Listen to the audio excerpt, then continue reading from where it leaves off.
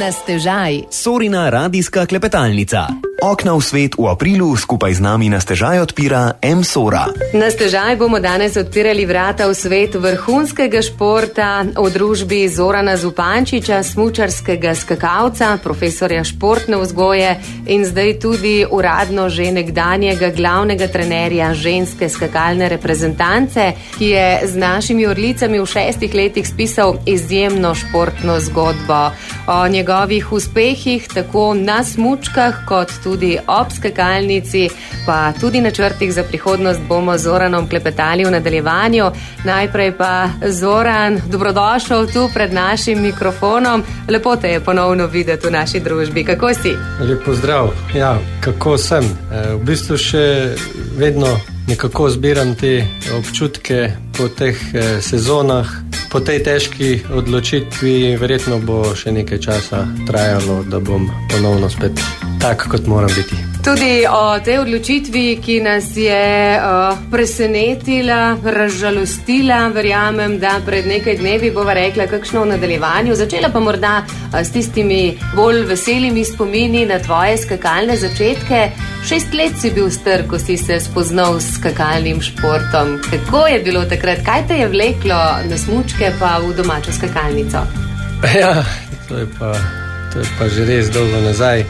Ja, moji starejši bratje so skakali in ta zgodba je bila takšna, da je lažje imeti otroke na kupu in takrat se spomnim, da so pa starši vozili ali pa bili kdaj prisotni tudi na treningu pri starejših 2 bratih in ko sem pač sam najprej vse to skupaj opazval, ko sem bil dovolj star, so me kar avtomatično tudi mene potegnili oziroma spustili po skakalnici.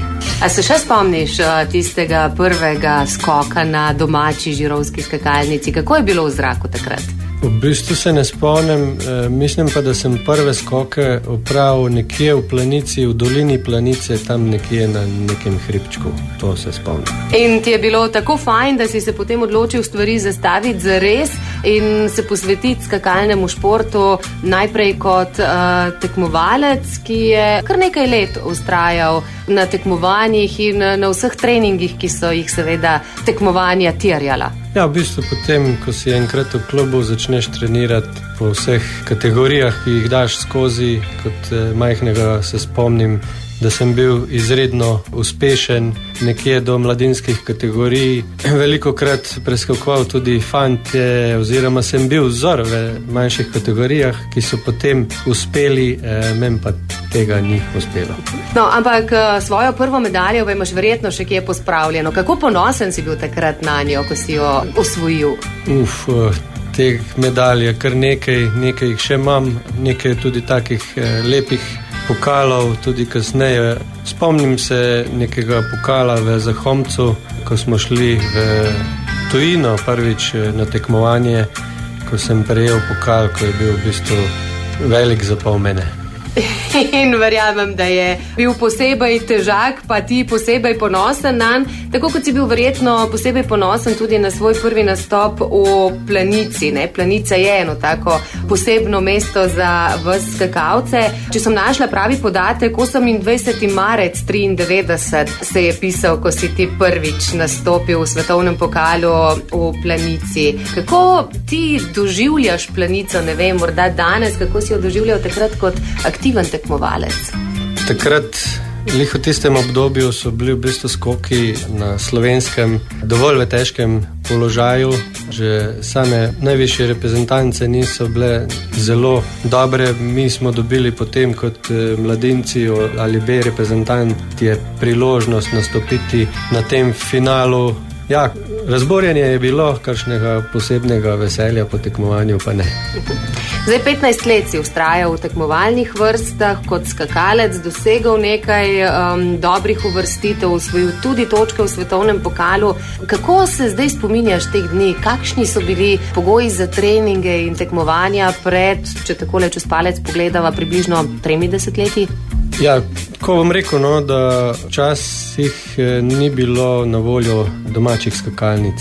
izredno veliko smo bili na pripravah.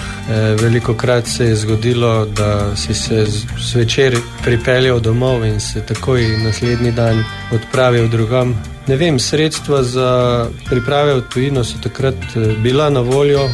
Spomnim se tudi, da smo veliko časa preživeli v Kranjski gori, v hotelih, v najboljših hotelih in tudi po 14 dni bili gor, da smo lahko normalno trenirali. Danes je sistem drugačen, skakalnice so na voljo, na priprave se ne hodi več tako zelo veliko. In ja, vse skupaj se mi zdi, da je v bistvu trenutno bistveno boljše, ker se pač izkoristi vsak trenutek, da so lahko tekmovalci doma. Kaj pa sama oprema, način dela? Ja, tudi to se je spremenilo. Mi smo včasih bili izjemni atleti. V prvi vrsti je bil pomemben samo odriv in res smo bili skočni, medtem ko se danes mora pogledati predvsem na druge stvari. Velik vpliv seveda ima danes tudi oprema. Vsekakor se poskuša od vsakega tekmovalca dobiti kvalitete tudi v telovadnici, vendar z eno z drugim se mora nekako najti na najvišji stopni. In potem so tukaj še ostale stvari, kot so zdravje in na koncu pogoji ob samem spustu po zaletišču. Pri 21 letih si se odločil za tekmovalno upokojitev in presedlal trenerske vode.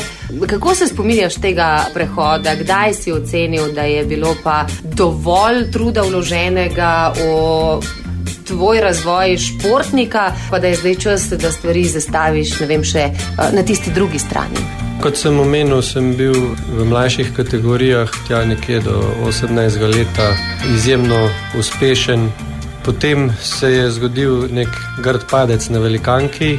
Tista sezona tudi bila še uspešna in na podlagi te sezone sem bil kasneje uvrščen tudi v reprezentanco od začetka, kar je bilo v bistvu v samem motoričnem spominu ni prav veliko časa zdržalo in kasneje so ti skoki postali popolnoma nekaj drugega, ko se nisem mogel tudi sam več kontrolirati. Tisto, kar sem gledal po videoanalizi, je bilo popolnoma nekaj drugega, tako da je bila to tista pika na i, ko najdeš točko, da se ne moreš več sam čutiti oziroma sam zaznati, sam popravljati in takrat sem se odločil, da je to dovolj. In takrat je tvoje poslanstvo postalo trenersko delo, več o njem pa poveva v nadaljevanju. Okna v svet v aprilu skupaj z nami na stežaj odpira M-Sora. Sorina radijska klepetalnica Na stežaj. Zoran Zupančič, smučarski skakalec, športni pedagog in tudi nekdani glavni trener ženske skakalne reprezentance, s katero je osvojil številne lovorike, je gost današnje oddaje Na stežaj. Prej sva ostala tam nekje, ko si tekmovalne smuči postavil v kot in začel svoje trenersko poslanstvo. Kakšen izziv pa je bilo postati trener, vzgajati mlade kadre v perspektivne skakalce? Kar nekaj je takih, ki jih izhaja iz prav tvojih trenerskih vrst. Ja, v bistvu klubi, kar se tiče stroke, imajo prav vsi pomankanje in poskušajo zadržati vsakega posameznika, ki zaključi svojo športno pot, da bi pomagal v klubu. Ve se, da je to velikokrat študentsko delo ali pa tudi prostovoljno delo. Veliko je takih klubov, kjer prav ogromno dela bazira na volonterstvu in ja, sam sem se potem odločil, da takoj začnem skrbeti za eno od najmlajših skupin, za animacijo, tudi za prihod mladih tekmovalcev. V bistvu sva to začela skupaj z trenutnim trenerjem Jerenejem Kumbrom v klubu. On je potem tudi prevzel to funkcijo, ko sem sam šel v državni panožni center. Tudi to velja omeniti, ne, s tvojim delom je Žirovski skakalni klub naredil močen napredek na področju razvoja mladih tekmovalcev. Treniral si Tomaža Nagliča, Gašperja Klinca, tudi Emo Klinec in Niko Križnar in bil že v precej mlajših kategorijah ponosen na njihove uspehe. Kako si takrat začrtal, lahko rečeva, še danes zelo uspešno delo Žirovskega skakalnega kluba? Ja, po nekaj letih mlajših kategorijah smo se pač odločili za rekonstrukcijo celotnega centra. Takrat se je v klub začelo vlagati ogromno in ko smo se odločili, da zgradimo nov osnovnošolski center, je bil to povod, da smo se mogli v bistvu organizirati malenkost drugače. Dela je bilo na obeh področjih veliko, tako na gradbišču, ki je trajal 10 let, kot v telovadnici. Usporedno s tem so pač prihajali mladi tekmovalci, v bistvu veliko od njih je prišlo prav na prvi trening k meni. Seveda smo poskušali na najboljši možen način delati z njimi, se je pa zelo hitro pokazalo, kateri so tisti pravi. In ja, marsikaj se v športni karieri lahko zgodi, ampak tekmovalci, ki so v bistvu najboljši v mlajših kategorijah, ni vedno nujno, da bojo tudi kasneje. Je pa pomembno, da imajo dobre pogoje za trening in tudi po tvoji zaslugi, ne? Imajo žiri in tak kvaliteten nordijski center, kjer lahko dobro delajo. Sigurno, osnovnošolski center je v bistvu potreben, s tem prišparaš ogromno energije, ni namenjen samo nam, v bistvu prihajajo k nam tudi vsi ostali klubi, vsaj bližnji, lahko se naredijo priprave, ampak to so tisti začetki, ko imaš lahko svoje otroke, če gledam kot starš, nekje v bližini, da ni potrebno neprestano potovati. Vsekakor, poleg tega, da lahko treniraš doma, je v bistvu še ogromno treningov in pa tekmovanj po drugih klubih, kasneje tudi veliko v tujini, ampak ja, pozna se, če so pogoji takšni, da lahko dobro delaš, je sigurno to prednost. Ti si veliko delal z mladimi tekmovalci, tako v žireh kot potem tudi na državnem nivoju. Kakšen izziv je delati z mladimi? Kako odkrivati njihove kvalitete, predispozicije, ki jih imajo kot navdušeni športniki, kot tisti mladi, ki vidijo svet z rožnatimi očali in z veliko optimizma? V bistvu tako, vpis v animacijskem obdobju je ogromen. Ogromen, vsak bi rad postal smučar skakalec, ali zaradi tega, ker skače brat, ali zaradi tega, ker skače sošolec, velikokrat tudi zaradi izjemnih uspehov, kot so jih v preteklosti dosegli naši skakalci. In potem, ko se tekmovalec prvi krat preizkusi s skakalno opremo, mu je v bistvu to zelo tuje. Kasneje se mogoče zelo hitro zgodi, da prav zaradi tega je največ usipa prav v samem štartu. Drugi usip je seveda vedno, ko rašeš s kategorijo zaradi strahu, ko se en tekmovalec recimo ne upa več po lestvici navzgor, in pa tretji največji usip je seveda med prehodom, med osnovno pa srednjo šolo, ko se pač mnogi odločijo tudi za drugačno pot in pač zapustijo skoke. Po vsem tem obdobju se potem izluščijo tisti, ki so najbolj trdoživi, in na koncu dobimo, ne vem, najprej kombi mladinske reprezentance in tukaj je v bistvu selekcija že ogromno in na koncu kombi A reprezentance, prav veliko jih na koncu ni, pa vendarle vsak, ki v takem kombiju sedi, je bil večkrat državni prvak, in ko se ti srečajo na svetovnem pokalu, je ta državni prvak lahko tudi 54. No, zdaj omenil si kombi z mladinci, ne? Prav z mladino si osvajal tudi prve večje uspehe, prve nazive svetovnih prvakov, zlate medalje. Kako pomembni so bili ti uspehi tudi zate kot trenerja? Ja, mogoče sem imel srečo, da sem imel sploh z mladinkami nekaj izredne talente, kot je bila Ema Klinec, pa malenkost kasneje Ninka Križnar, in tukaj smo dosegli tudi vse naslove svetovnih prvakov, ekipnih svetovnih prvakov in potem še olimpijske igre mladih. Teh kolajn se je tudi v mladinskih vrstah nabralo kar nekaj in to je pač bil vedno dokaz, da smo delali dobro, da smo bili na dobri poti in prav s temi tekmovalkami sem kasneje nekako zakorakal v A reprezentanco nekaj je pač bilo tle tudi še starejših tekmovalk, ampak ja, to je pripeljalo potem do tega, ko v bistvu narediš neko dobro delo in potem hočejo, da jo nadaljuješ. V sezoni 2018-2019 si postal glavni trener slovenske ženske skakalne reprezentance. Kako se spominjaš prvih začetkov dela z dekleti? Kakšen izziv je bil pravzaprav zate delo z dekleti, glede na to, da si bil prej navajen tudi dela s fanti? Kdo je morda marljivejši? Kdo bolj upošteva trenerjeve nasvete in navodila? V bistvu je bilo kar težko. Bil sem sam, takrat je prišlo do kompletne menjave. V bistvu kot zahtevo sem pa imel, da si svoj strokovni tim pripravim sam.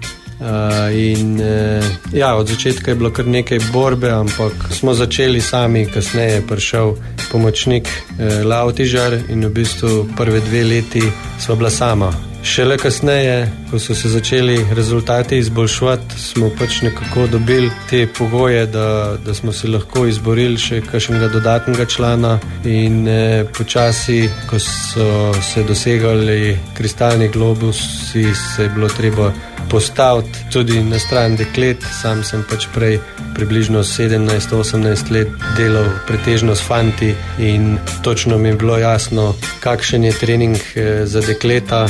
Sami smučarski skoki, sama disciplina je v bistvu za njih težja kot za fante.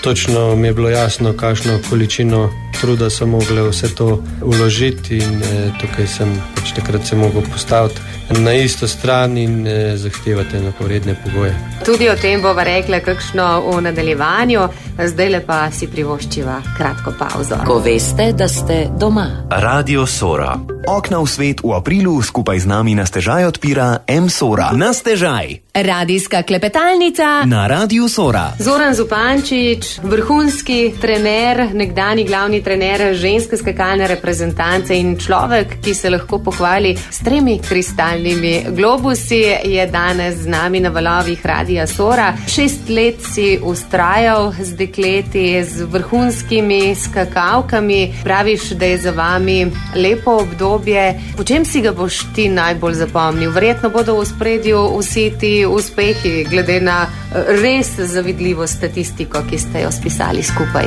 Ja, sigurno, profesionalci smo bili, točno smo vedeli, kaj je naše delo in dosegli ogromno rezultatov, prav zaradi tega smo postajali. Lahko rečem, da je bilo v veliki večini primerov tako se išlo, kot smo sami planirali in ja, vsekakor sem vesel rezultatov, veselja in pa vseh teh lepih trenutkov, ki smo jih ob temu lahko preživeli. Moramo se zavedati, da sem vedno poskušal držati ekipo skupaj. Prav veliko ostalih tekmovalk nam ni skakalo skozi zadnja vrata, ampak ja, takrat, ko so bili največji uspehi, so mogoče bili tudi na drugi strani največje razočaranja in to je pač del športa. Vse skupaj sem poskušal sam držati nekje in ja, to je to. Šport ni vedno samo tako lep, kot zgleda po televiziji, je pa res, da lahko pod vse svoje delo potegnem črto in lahko rečem, da je krog sklenjen in se lahko nadaljuje naprej, ker ekipa je trenutno v zelo dobrem stanju. 2 velika kristalna globusa, 3 medalje na olimpijskih igrah, zlata medalja na svetovnem prvenstvu, prva ženska, ki je poletela čez 200 metrov, prvo mesto v pokalu narodov, 78 posamičnih stopničk v svetovnem pokalu je le del tvoje statistike uspehov. A se sploh da opisati, kako ponosen si nase, na svoja dekleta in na svoje delo? Pa ja, delo je delo. Jaz se pač sam zavedam, da to ni samo moje delo, da je to skupno delo. Vedno, tudi ko sem govoril o vseh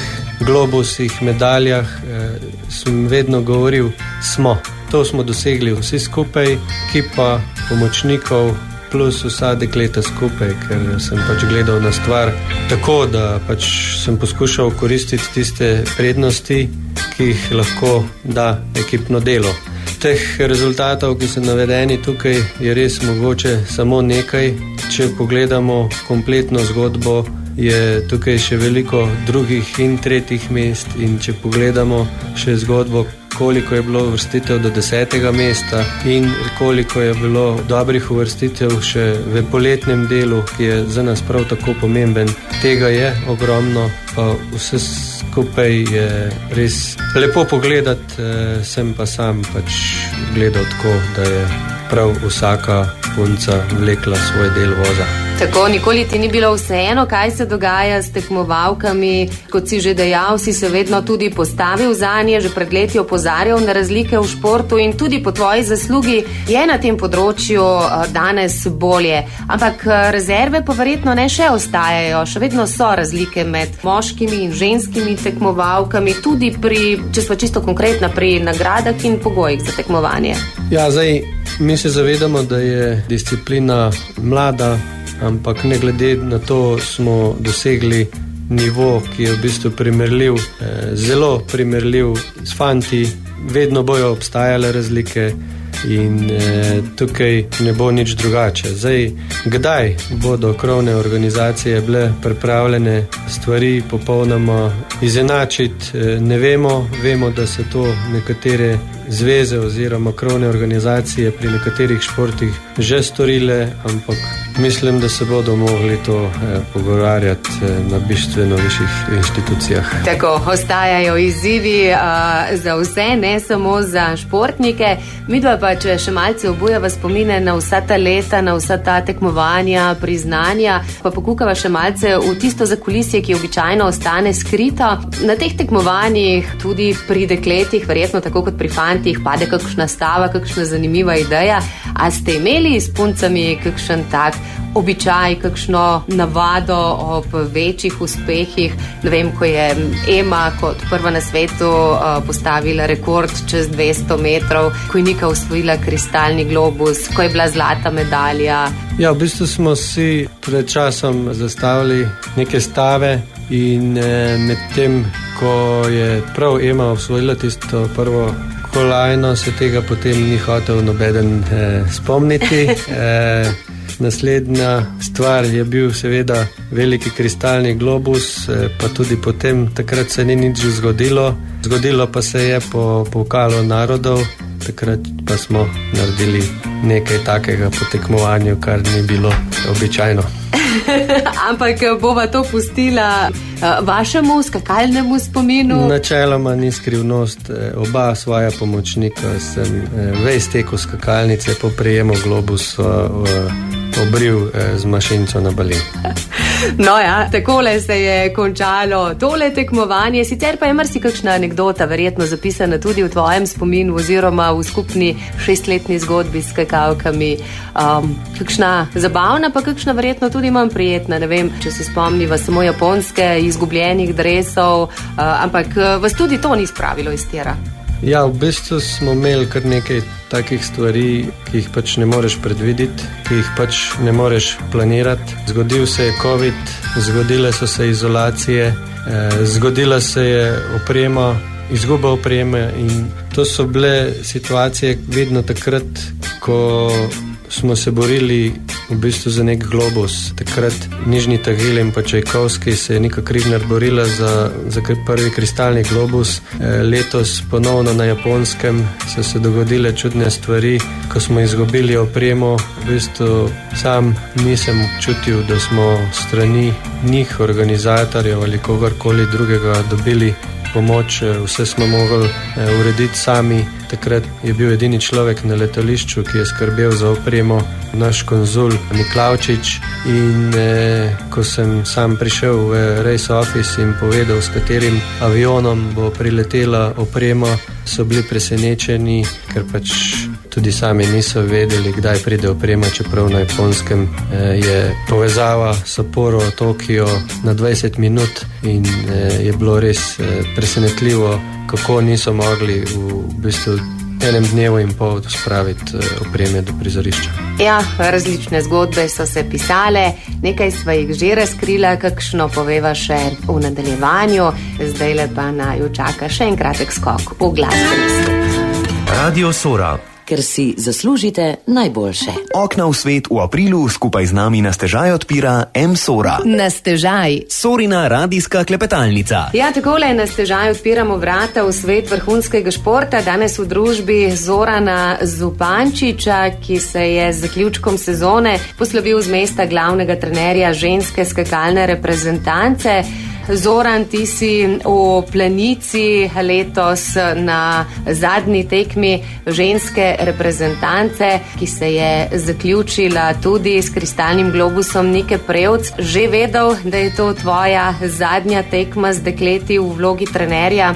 Kako grenko sladki so bili občutki na zadnji tekmi? Ja, v bistvu rumeno majico smo pripeljali do konca. Mogoče se je res tisti čustveni odziv zgodil že v Vikersundu, ko smo ta globus potrdili. Tudi sama Nika Prevc je bila popolnoma iz sebe, ko se ti v enem istem dogodku zgodita tako dve različni stvari, kot ko osvojiš globus in pa na drugi strani z malenko slabšim skokom zgubiš dobro uvrstitev na Raw Air turneji. So bili za njo takrat res občutki izjemni. Potolažil sem jo, da se tega 6. oziroma 5. mesta iz Raw Air turneje ne bo nihče spomnil, vsi se bodo spomnili pa velikega kristalnega globusa. Zdaj, tekmo v Planici je bila v bistvu finalna tekma, za katero je v prvi vrsti ni bilo na koledarju, ampak vseeno smo se poskušali lepo predstaviti pred domačim občinstvom in navijačem, ki so nas prišli podpirati. Takrat sem v bistvu tudi sam že vedel, da zapuščam reprezentanco. Pa vendarle je himna na domačih tleh zvenela še posebej slovesno. Ja, lepo je, ko himno poslušaš doma, ko osvojiš največjo nagrado, ki se jo sploh v skokih da osvojiti. Vsekakor je lepo tudi, ko poslušaš himno nekje drugje, predvsem v kakšni močni naciji. Se je pozgodilo letos, da jo na Finskem nismo dobili. No, zdaj, uspešna zgodba zadnjih 6 let je bila lepa, po drugi strani pa ne vedno lahka. Je pa dokazovala, da se s trdnim delom in vztrajnostjo lahko premika meje. Kako težko pa je bilo tebi sprejeti odločitev, da je 6 let dovolj? Ne? Slišali smo, da včasih moraš pogledati tudi nase in slediti srcu v pravem trenutku. Ja, sam lahko rečem, da sem zelo čustven. Z puncam smo imeli močno vez, ni mi bilo vseeno in vsi ti mešani občutki, ko dosežeš najboljši rezultat in imaš na ta drugi strani tekmovalke, ki so razočarane, ki potem odreagirajo, mogoče kdaj tudi tako, kot si ne želiš. To je bilo v bistvu kar težava koncev sezon, ko smo vsi že nekako utrujeni. To so bile tiste stvari, ki jih sam nisem mogel rešiti, popraviti, naučiti tekmovalke, da je pač to normalno, da prostora na tekmovanju, na zmagovalnem odru je samo za nekaj tekmovalk, težko pa se neprestano uvrščaš v sam vrh. Dogajajo se različne stvari, bolezni, poškodbe, različni pogoji. Pri nas zelo veliko lahko naredi tudi opremo in kdaj je treba tudi sprejeti poraz in tega potem, ko so postale tekmovalke dobre, nismo več znali. No, zdaj reprezentanco puščaš v dobrem stanju, z odličnim podmladkom v ozadju, tudi lahko rečeva iz domačih žirov. Jerica Jesenko je tista, ki zdajle precej obeta na skakalnem področju. Glede na vse dosežene uspehe, koliko rezerve pa je pri slovenski reprezentanci? Kje vidiš morda njihove možnosti za razvoj v bodoče? Ja, zdaj, kaj bo naprej, je pač delo mojega naslednika. Odvisno je, kakšno ekipo se bo sestavil. Mi smo pač imeli svoj način dela, ki je deloval. Zdaj, mogoče, če ne bo prav veliko sprememb, kot so obljubljali na področju opreme, bodo lahko mogoče bolj mirneje delali. Pri nas se je dogajalo marsikaj, ampak ja, zdaj pač imamo 3-4 močne tekmovalke, ki so že res izjemno izkušene, kljub temu, da so še mlade in pozadej. Sam vidim vsaj 3 tekmovalke, ki bodo v bližnji prihodnosti ob dobrem delu zelo hitro lahko skakale v samo deseterico. to so dokazale že zdaj in jim pač želim srečo, da nadaljujejo svojo uspešno športno pot. Si dal Juriju Tepešu kakšen nasvet o predaji trenerskega mesta? V bistvu ta predaja se ni zgodila tako prav osebno. Zaenkrat se z Jurijem po temu še nisva srečala, vsekakor se pa še bo. Ob vseh uspehih in zanimivih dejstvih, ki sva jih že navedla, morda še ena zanimivost. Z letošnjim kristalnim globusom Nike Prevc je Slovenija dobila 6. kristalni globus. Ti pa imaš prste zraven pri 3, ne? Kar je največ v Sloveniji, pa verjetno tudi širše. Ja, zdaj statistiko čist natančno ne obvladam, mislim pa ja, da kot trener sem edini s 3 kristalnimi globusi. Mislim, da kakšen tekmovalc ima verjetno še 3 kristalne globuse, recimo Tina Maze. Mi je pa res, ja, da tako kot sem rekel, če bodo dobro delali, je še možnost za kakšnega. In verjamem, da boš zanj navijal tudi ti. Zdaj se seliš v vrste navijačev. Boš tudi naprej stal pod skakalnicami, pa gledal, pa navijal za naše punce in fante, ko bo priložnost za to? Ja, vsekakor me bo zanimala njihova nadaljna pot. V glavnem smo preživeli z nekaterimi res dolgo dobo skupaj, z nekaterimi je to več kot 10 let in upam, da bomo poskušali ostati nekako navezani in ja, tudi sam bom verjetno se našel nekje v tem športu naprej in se bomo še srečevali. No, ko si že rekel o tem športu naprej, odprto ostaja zaenkrat vprašanje, kam te bodo zanesle poti. Kot sam praviš, si tukaj puščaš široko odprta vrata, pa vendarle tudi jaz ne bom izjema, ne? Kaj je tisto, kar te zdaj po zaključeni sezoni najprej čaka? Si boš privoščil dopust, počitek, konkreten razmislek, kaj drugega, tretjega? Ja, najprej rabim nekaj časa zase, da se nekako umirim, da neham razmišljati za nazaj in ko bo prišel čas, da razmišljam naprej, se bom lahko lažje odločal. Vsi vejo, da imam doma družino, to vejo tudi ostale nacije. Vsekakor bi bila zdaj naslednja stopnica, da se preizkušim nekje v tujino, pa če sem odkrit, me v tujino ni prav zelo velikokrat vleklo. Tukaj so potem odpovedovanja še večja. Če se bo dalo, si bom v bistvu delo našel nekje bližje doma. Smučarski skoki pa ostajajo tvoja velika ljubezen za vedno. Verjetno, cel življenje sem v bistvu v smučarskih skokih in glede na to, kar je bilo narejenega, bom po moje lahko še komu kaj svetoval. Vsi pa vemo, da je težko delati po navodilih oziroma največkrat se moraš znajti sam. Jaz verjamem, da pa boš tudi v nadaljevanju skočil v novo uspešno zgodbo. Za danes hvala lepa ti za tale klepet. Vse dobro ti želim, pa verjamem, da ob kakšni naslednji priložnosti spet nasvidenje pred našim mikrofonom. Hvala lepa.